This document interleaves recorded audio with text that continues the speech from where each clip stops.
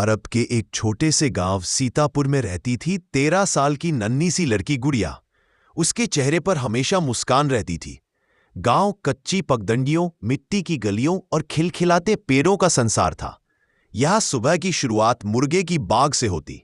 सूरज की पहली किरण खेतों को सुनहरा बना देती और नदी की लहरें ठंडी हवा का संदेश लेकर आती। गुड़िया के पिताजी किसान थे।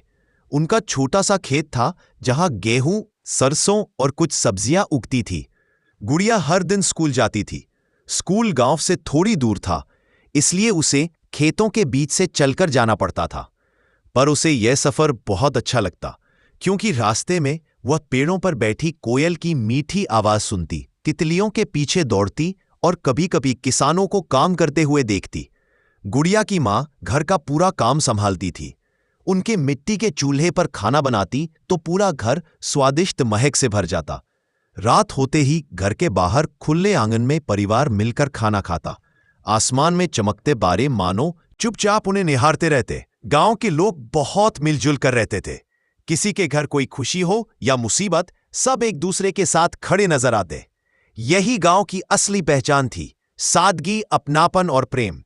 गुड़िया का सपना। गुड़िया बहुत होशियार थी। वह पढ़ लिखकर शिक्षिका बनना चाहती थी ताकि गांव के सभी बच्चों को अच्छी शिक्षा मिल सके। वो कहती, अगर हम पढ़ेंगे नहीं तो गांव कैसे बदलेगा। गुड़िया की शिक्षिका सीमा मैडम उसे बहुत पसंद करती थी। वो कहती, गुड़िया, तुम एक दिन इस गांव का नाम रोशन करोगी। गुड़िया मन लगाकर पढ़ाई करती। लेकिन गांव में सुविधाएं बहुत कम थीं।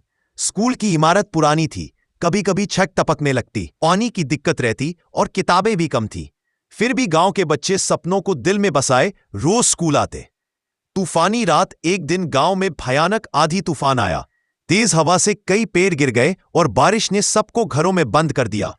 उसी रात गांव के पुराने स्कूल की छत गिर गई। जब अगली सुबह लोग बाहर निकले तो स्कूल टूट चुका था। बच्चों के चेहरों से हंसी गायब हो गई। सब सोचने लगे, अब पढ़ाई कैसे होगी। गुड़िया भी बहुत दुखी थी।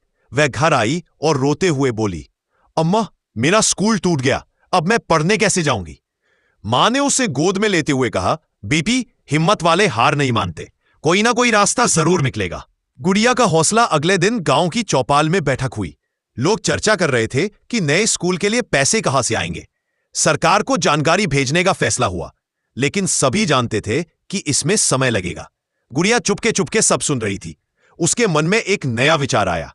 वह घर जाकर कागज, रंग और पुरानी कॉपी लेकर बैठ गई। उसने बड़े बड़े अक्षरों में लिखा, हमें पढ़ना है, हमें नया स्कूल चाहिए। अगले दिन जब बच्चे मिलने आए तो उसने सबको पोस्टर दिखाए और कहा, हम सब गांव के हर बड़े बूढ़े से बात करेंगे, उन्हें बताएंगे कि स्कूल कितना जरूरी है। अगर हर कोई थोड़ा थोड़ा सहयोग करेगा तो हमारा स्कूल फिर बन जाएगा। सभी बच्चों ने तालियां बजाईं और काम शुरू हो गया। वे घर घर जाकर समझाने लगे, कृपया अपनी क्षमता के अनुसार मदद करें, हमारे सपने मत तोड़िए।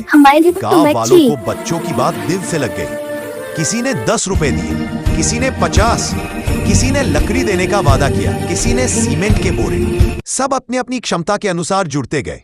सीमा मैडम ने भी पास के ब्लॉक ऑफिसर को पूरी बात बताई और गांव की मेहनत का वीडियो दिखाया। अधिकारियों ने तुरंत मदद का भरोसा दिया। नई सुबह कुछ ही दिनों में स्कूल का निर्माण शुरू हो गया।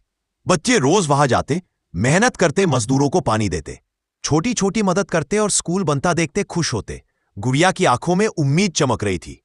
धीरे धीरे एक सुंदर नई इमारत खड़ी हो गई। मजबूत दीवारें, टीन की छत, बड़े बड़े खिड़की दरवाजे। गांव के लोग एक दूसरे को बधाई दे रहे थे। उद्घाटन के दिन गुड़िया और उसके दोस्तों ने रंगोली बनाई, गीत गाए और छोटे छोटे झंडे लगाए। ब्लॉक ऑफिसर ने गुड़िया को मंच पर बुलाकर कहा, यह स्कूल इस बच्ची की हिम्मत, सोच और मेहनत की वजह से दोबारा बना है। गुड़िया, तुम हम सबके लिए मिसाल हो। पूरा गांव तालियों से गूंज उठा। गुड़िया शर्माते हुए बोली, मैंने तो बस अपने गांव के बच्चों का सपना पूरा किया है। गांव का भविष्य अब सीतापुर गांव बदल रहा था। बच्चों के चेहरों पर फिर मुस्कान थी। सबके भीतर नई ऊर्जा, नया आत्मविश्वास था। गुड़िया जानती थी, यही शुरुआत है। एक दिन वह खुद अध्यापिका बनेगी और अपने गांव को और आगे ले जाएगी। कहानी का संदेश, जहां हिम्मत, मिलजुल कर काम करने की भावना और शिक्षा हो, वहां गांव भी शहर को मात दे सकता है। अगर आपको यह कहानी अच्छी लगी तो मैं और भी गांव पर दिल छू लेने वाली कहानियां लिख कर दूं? बताइए। अगली कहानी कैसी हो? लास्टली